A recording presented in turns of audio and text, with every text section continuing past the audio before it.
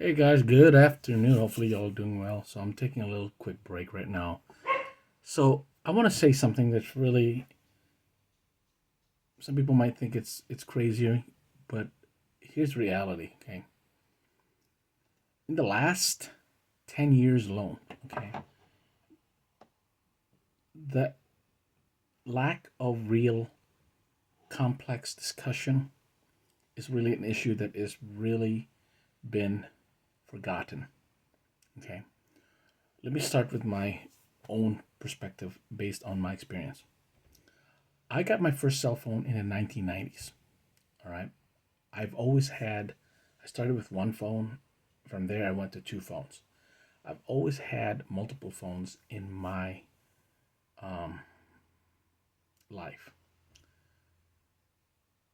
What's really provocative today is that people feel the phone is an important aspect, and it is. And I'm not going to change the minds of everybody. But the mindset has not changed. Okay, let me explain to you this one. You can take your perspective versus with political values and this and that, but here's the human perspective. Humans are individuals who are tentative addicted. We can be addicted to anything from food to games to whatever is out there. We are a species that has to be not entertained, but have to be proactive on something in their mind, their body, their soul, whatever you want to do, from music to food. But what really is, it's something that was seen 15 years ago, but no one seems to realize it until now. Years ago, when people never had the tool set of having a phone, this, whatever you want to call it, it wasn't really needed. People are running around. Kids are running around in their outside biking, whatever. Now kids have to have a phone 24/7. Here's the scenario: parents buy these expensive phones. Kids tells their grandparents and their parents to buy these 500 to 1,000, $5,000 phones. For what? To text? No. We have made our lives so complicated that we don't even know how to talk to each other.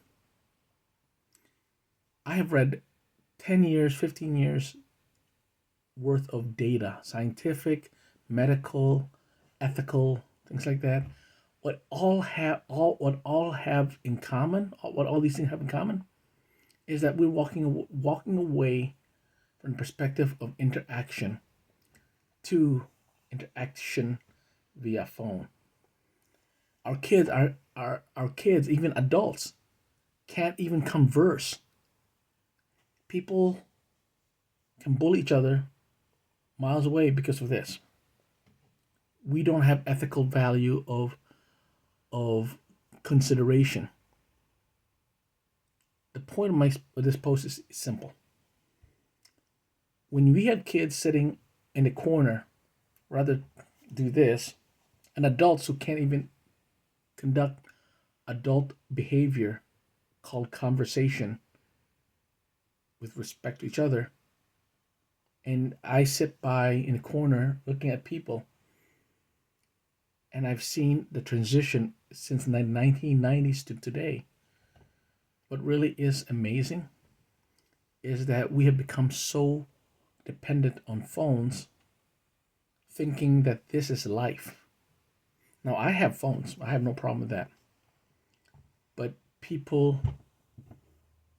I have seen people, and especially young adults and children, panic when the phone is down. I've seen children whose parents said, "Hey, man, here's the phone," to keep them busy. The sad thing is, adults can't even talk to their own children about anything. Worse than my parents couldn't talk to me, but my parents were able to talk to me about nearly everything. Today, parents needs a phone to check on how do we talk to our children about certain things. Why is this very important in this post? Simple. The discussion of children losing their phone in school. Children, this. People are blaming, society is blaming this and that, but no one's blaming each other. No one's blaming ourselves because we have taken the tools of common sense and we have given children more obligation to teach themselves. I have no problem with that about life through phones. We did it. We did it ourselves with magazines in the old days. We how do you learn about sex? We talk to each other and we read magazines. Okay, that's perspective. That's based on that idea. But the problem is when your children are unable to converse because parents don't even can't talk to their children. Worse than my generation couldn't talk to our parents and their parents and on and on. The reality is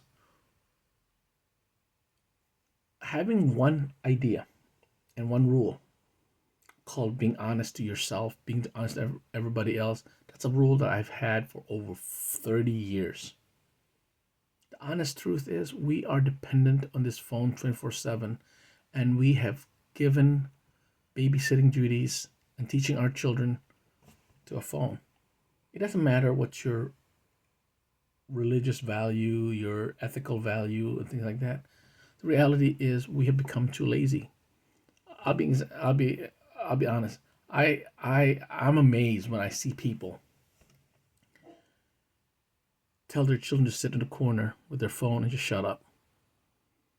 What makes me frustrated and angry, worse than anything, is when a child asks a parent a question and the answer of the parent or guardian is, you know what it is. The best one I saw. You have a phone, check it out. Instead of, let's check it out together. Let's check it out together.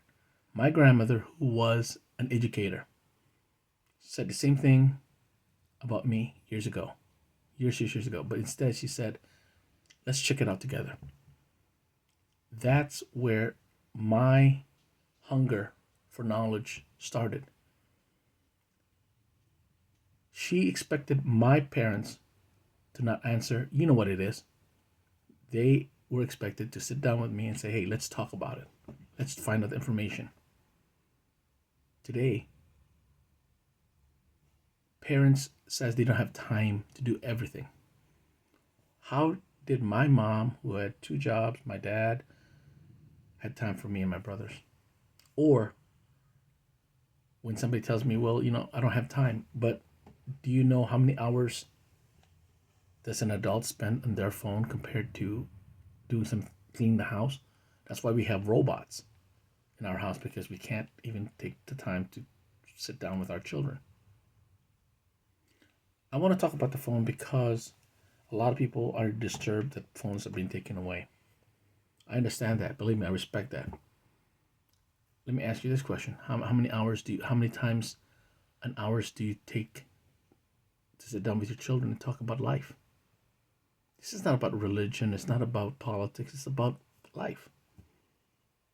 How many hours a week do you decompress and take out your phone and put it aside and walk away? There's a phone aspect they call dumb phone. I've had a flip phone since I was in the 1990s. I still have a flip phone. I take that with me versus my smartphones if I don't need to. But I also do something called de-stressing without electronics. There's times in a week when I pick up my wife, there's days like I don't even carry my phone. So I text my wife, don't text me. I don't have my phone. Or I text my flip phone because I don't carry my regular phones. Because the problem is that when you start looking at this, even when you start looking at your phone when you're driving and when you're stopped, you might be addicted to your phone or the content or the situation of the phone. When you start doing that, we have a problem. Distracted driving from fooling around in your knobs, wherever, and all the technology in your car doesn't help you because you have become so enamored. That's why there's more safety features in the car in the cars in the last 5 years alone. And I was talking to an engineer and some others experts, and they were saying that a lot of these technology wouldn't be there if people don't get distracted. Let's be honest. We have become so distracted in driving that we have to have all these security to protect us, protect others on the road because we are in a hurry. We're distracted, and the worst case, we're in our phones. A friend of mine was talking to me. He's a cop, and he said there was an incident during one of his patrol, and it nearly cost the lives of everyone because in that accident, multiple car accident, three out of how many people in that accident, that one time accident, three of how many people they were using their phone while driving in the freeway.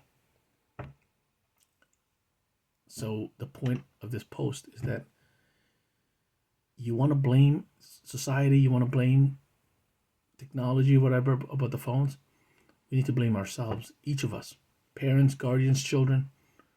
The reality is, you're not the president of the United States. You're not the CEO of a big firm company. You don't need to have a phone in your hand 24/7 just because you think it's more important. Let me end this one. I want to remind people how many lives have been lost because people are so distracted or have died because they're more focused on their phone. There was an accident years ago that I was reading an article on, and months later, the family posted something in their answer, in their situation. They said the lives that was lost because family members and others were more focused on their phones versus looking the environment they're in. No life is more important when you think it's more important to have a phone in your hand to take a selfie, to check your email while you're driving, to check your mail or check your posting, and you forget there's an edge. You're in a street. You're in a crosswalk. In one situation, somebody almost died because they crossed a train track, and the cross thing didn't work, and almost got killed by a train. I want this warning because a person almost died a few days ago because they were driving and almost cost the life of another person because that individual thought the phone was more important, and the thing that was in the phone, what they were doing, was more important than driving and focusing on the street, on the road.